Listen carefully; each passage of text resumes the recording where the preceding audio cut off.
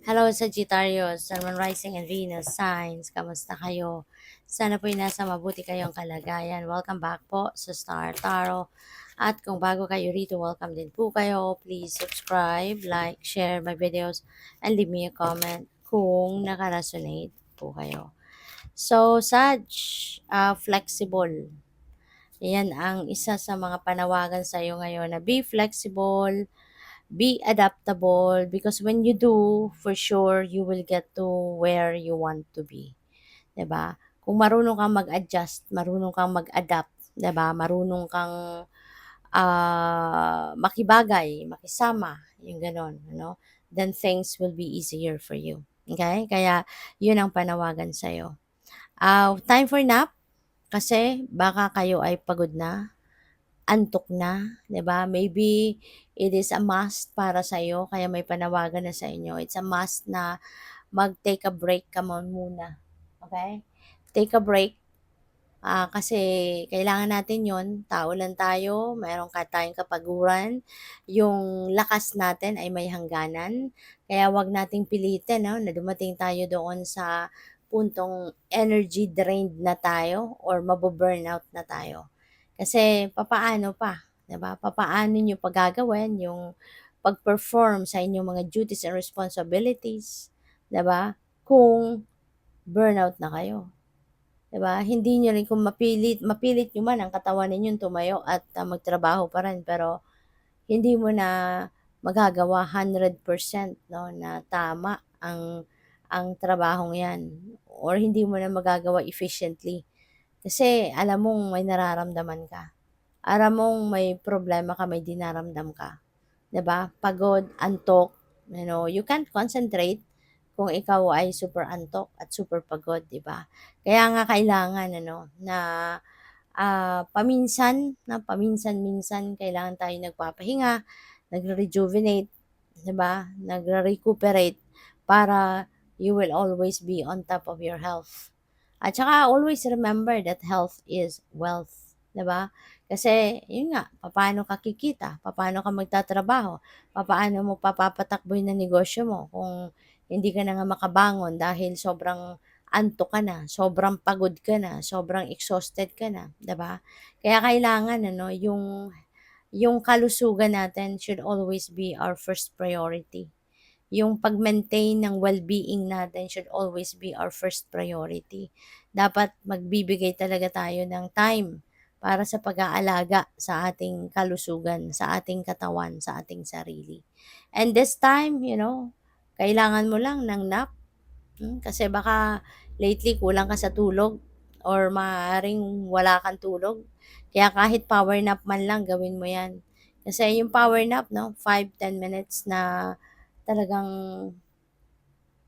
tulog na quality na tulog, 'di ba? Nakakatulong din ano, parang nagkakaroon tayo ng boost sa ating lakas, 'di ba? Kaya maybe that's what you need right now. Okay? At least take a nap, alright? Para makabawi ka sa pagod. So, we have blessed, ayan, Sagittarius. This signifies na marami ka ng biyayang natanggap. Marami ka ng magagandang biyaya 'no, na nakuha from the divine. And, that's not all it. Hindi pa 'yan ang lahat 'no. There are still, uh, something is coming pa rin 'no. Marami pa ang ibibigay sa sa'yo ng universe. Marami pa yung nakaabang 'no, na dadating sa buhay mo. Mga magagandang bagay, pangyayari, mga biyaya. So, by the way, maraming salamat for subscribing, and if you haven't subscribed yet, subscribe na kayo. And also, maraming salamat din for not skipping the ads. Malaking bagay po yan sa akin. And also, please click the join button sa baba ng video kung gusto po ninyo na mag-join kayo sa membership. So, we have cleansing waters. Purification activates vibrant life force. Sagittarius, this is the time, no, na pagsi-self-care din ito eh. 'Di ba? Maaaring napi-pick up ko dito 'no, maybe some of you, baka lagi talaga kayong nagba-bath, alam mo 'yun, yung ganito, yung nagbababad kayo sa bathtub 'no. Maybe some of you, that is what you are doing to relax. 'di ba? It's very relaxing din if you're going to put essential oils, no? Doon sa mga nagagawa ng ganyan.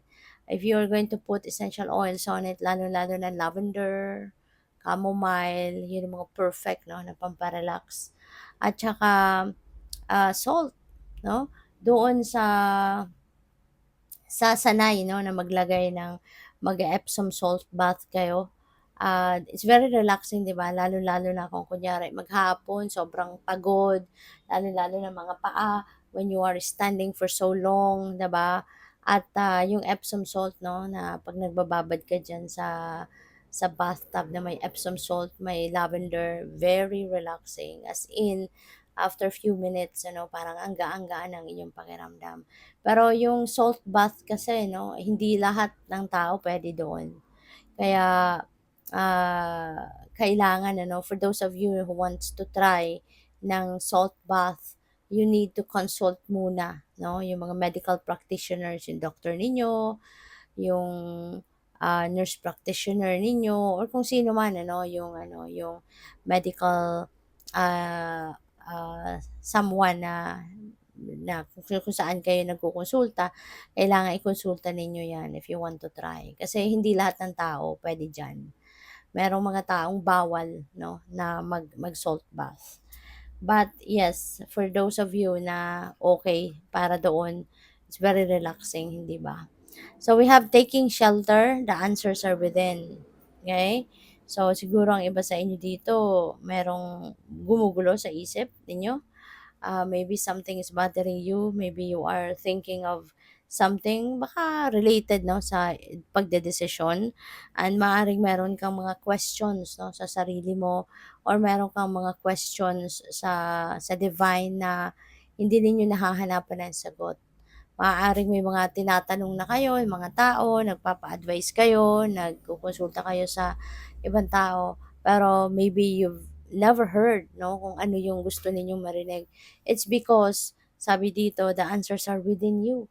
Ano, hindi mo maririnig sa ibang tao kung ano yung sagot na gusto ninyo kasi nandiyan lang yan sa loob ninyo. So, tap into your soul, pakinggan mo yung sarili mo, listen to your heart, at maririnig mo kung ano yung sagot sa mga tanong mo. Ikaw lang din naman pala makakasagot sa mga tanong mo. Okay? So, yun, mag-meditate ka, mag-prayer mode ka, mag-reflection ka. You know, kasi kapag tahimik tayo, diyan pumapasok no, yung mga mensahe. Diyan natin maririnig, you know, yung kung anong bulong ng soul natin, bulong ng intuition natin. So we have watching clouds, lie back, rest, and relax. See? It's a must, Sagittarius. So kung ako sa'yo, gawin ninyo yan. Give yourself time to breathe. Okay? Pahinga ka muna. Kasi kailangan na to. Baka super pagod na kayo, stressed out na kayo, 'di ba? So give yourself time to breathe. Give yourself time to, you know, unwind. Okay? Kailangan natin 'yun eh para maibalik natin yung balanse sa sarili natin, sa buhay natin. Makapag-recalibrate ka, okay, ng sarili mo. So good luck. Thank you for watching Love and Light. Namaste.